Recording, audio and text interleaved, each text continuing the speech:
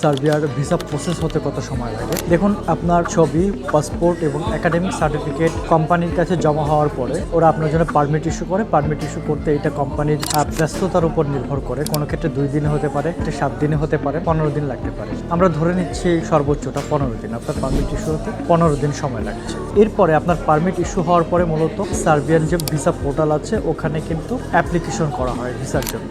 Visa application হওয়ার পরে visa অ্যাপ্লিকেশনে পেমেন্ট করতে হয়, পেমেন্ট প্রসেস হয়, পেমেন্ট আপডেট হয়, পেমেন্ট ডান হয়, দেন হচ্ছে কিন্তু আপনার ভিসাটি প্রসেসিংয়ে যায়। এইখানে প্রসেসিংয়ে যাওয়ার পরে বেসিক্যালি হচ্ছে অ্যাপ্রুভাল আসে। অ্যাপ্রুভাল আসতে স্ট্যান্ডার্ড টাইম হচ্ছে 45 ডেজ, অর্থাৎ 45 ডেজের মধ্যে কিন্তু আপনার অ্যাপ্রুভাল সাধারণত চলে আসে কোনো অসুবিধা না থাকলে। তো পারমিট ইস্যু হতে 15 দিন, অ্যাপ্রুভাল আসতে 45 ডেজ। দ্যাট মিনস হচ্ছে 60 দিনের মধ্যে কিন্তু আপনার পারমিট এবং অ্যাপ্রুভাল চলে আসার কথা। অনেক ক্ষেত্রে দেখা যায় যে কাজের ব্যস্ততায় বা হচ্ছে যে প্রচুর সংখ্যক ফাইল জমা হয়েছে সার্বিয়ার জন্য, অনেক ক্ষেত্রে এগুলো সর্ট আউট করতে সময় লাগে। সেই ক্ষেত্রে দেখা যায় অনেক ক্ষেত্রে জমা দেওয়ার পর থেকে অ্যাপ্রুভাল পেতে 3 মাস পর্যন্ত লেগে যেতে পারে। এই হচ্ছে টোটাল প্রসেসিং টাইম।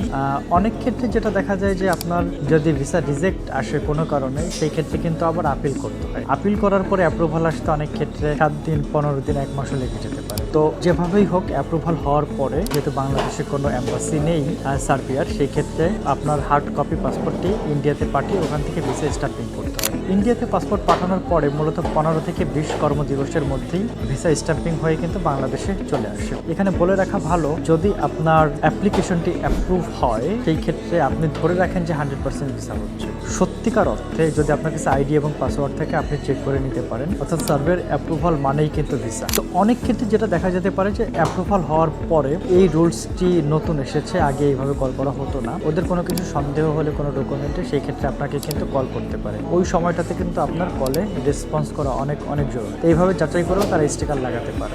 তো ইন্ডিয়া থেকে স্টিকার হয়ে আসতে সময় লাগছে 15 থেকে 20 দিন। আমরা যদি টোটাল বিষয়টাকে সামারাইজ করি, সেই ক্ষেত্রে আপনার পারমিট ইস্যু হতে 15 দিন, স্ট্যান্ডার্ড অ্যাপ্রুভাল টাইম হচ্ছে 45 ডেজ, মানে টোটাল 2 মাস হচ্ছে। ইন্ডিয়া থেকে স্টাম্পিং হয়ে বাংলাদেশে আসতে আরও 15 দিন, মানে 2.5 মাসের মধ্যেই কিন্তু আসলে হয়ে যাওয়া কথা অ্যাকচুয়ালি। কিন্তু বিভিন্ন জটিলতা বা ইমিগ্রেশনে প্রচুর সংখ্যক ফাইল জমা হওয়ার কারণে এই সময়টা কিন্তু ডিলে হতে পারে। আর একটা ব্যাপার হচ্ছে রিজেকশন হলে কিন্তু আরও 1 মাস সময় লেগে যেতে পারে অ্যাপ্রুভাল আসতে। আমরা সর্বসাকুল্যে যেটা হচ্ছে 6 থেকে 8 মাস সময় নিয়ে থাকি কম বেশি। কারোটা 3 মাসে হয়ে যাবে, কারোটা 5 মাস সময় লাগতে পারে, কারোটা দেখা গেল যে 6 মাসের পর্যায়ে গিয়ে আপনার স্টিকারটি আপনি হাতে পেতে পারেন, ভিসা স্টিকার। এটা ডিপেন্ড করতেছে।